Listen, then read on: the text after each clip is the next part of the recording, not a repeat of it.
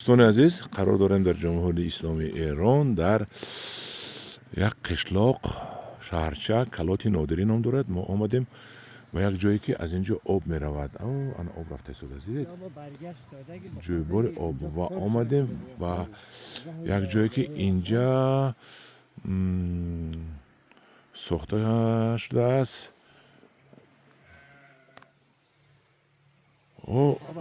با مانند نورک و روغن پیش آب را بستند. این در همون 280 سال پیش، 2 عصر پیش، 3 عصر پیش این را ساختند. قریب 3 عصر پیش میشد، نمیدونم 2 عصر پیش میشد ساختند. این ببینید از سنگ و گل ساختند و اینجا ببینید که سوراخی ها هست. سارنج بوده است اینجا، سارنج بوده است. حالا از بالا رفته تماشا کنه می شود؟ نه، اونجا محکم کردن. آدمان غلطن گفتن نبرو، گفتن اینجا محکم کردن با مقصد آنکه آب برگشته انا همین دره پر شود، خاک خوب و همینجا خاک نرود و اینجا کشت کار کنن. یعنی اینجا من بعدی وقت استفاده نشد، اینجا خاک ها رفت، من چقری شده موند. من ببینید چقری از اینجا تا اونجا 50 متر است، 50 متر هست. این خلین و بود از فکرهای انجینری بود است، مهندسی بود است. پیش آب رو گرفتن. اکنون اساسش ما ممکن خطا کرده باشم، اینا خطا کنن، یکون نقل کردن. در اینجا همین رو برای چی ساختن؟ آب از این بالا باز میرفته پایین. جوی سوراخ هست. آب از این بالا سریز میکرده. اینجا ببینید که سوراخ چند تا هست. 1 2 3 4 تا پلاتینای نورک برین. آب زیادی که کرد از بالا پر کشید، از بالا میرود. پس که شد پایان میبیاید. آب را پیشش رو گرفتن. بهاران اینجا آب بسیار است.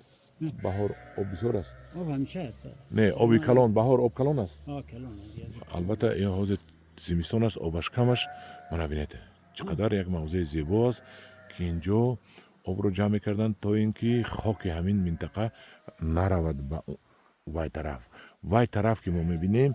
علاقه این آب میرفته است به ترکمنستان. اینا ترکمنستان رو شوروی میگن. تا حالی شوروی برهم خورد. آقا شوروی برهم خورد. لیکن در زبان شته است از قدیم شوروی، تا حالی شوروی میگن چون که در زبان مانده.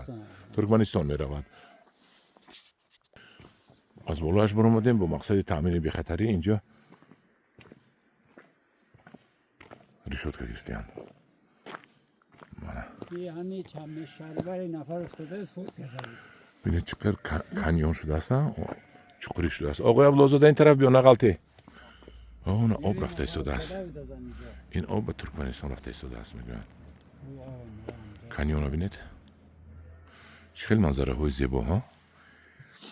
من آقای عبدالزاده ما را گرفته از داخل شهر مشهد که اونجا بسیار تحضرات هاست. شب زن و زن، ماشین شکنی، ماشین آتش زنی، خانه سوزانی است. جای امن برام گرفته من آقای عبدالزاده همین منزله ها آورد.